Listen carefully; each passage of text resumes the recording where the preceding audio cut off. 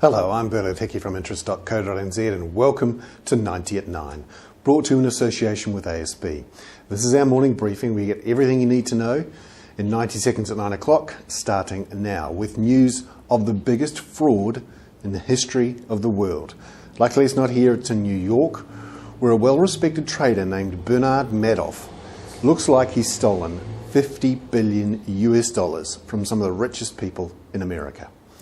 This fraud was uncovered late on Friday when he confessed to his sons that he was basically finished, that he'd been operating a giant Ponzi scheme, and that he would do jail time, and that it was all just one big lie.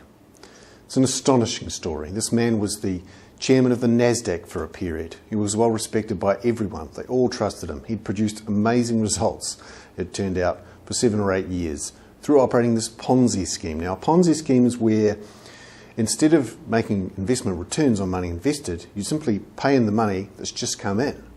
You never invest it. It all looks fine until the markets start to fall, and that's what they've been doing for the last year. The game was up when investors tried to redeem $7 billion. He just couldn't find the money. An amazing story. Part of the problem was he was unregulated, as are many hedge funds in America, and he was audited by a firm called Freeling and Horowitz, run out of a small office, smaller than a bedroom, in a suburb in New York. Some people had twigged something was up, but most people trusted this guy. An amazing story. It will cause to more turmoil on Wall Street, will cause more hedge fund withdrawals, and will cause many to examine the whole issue of hedge funds.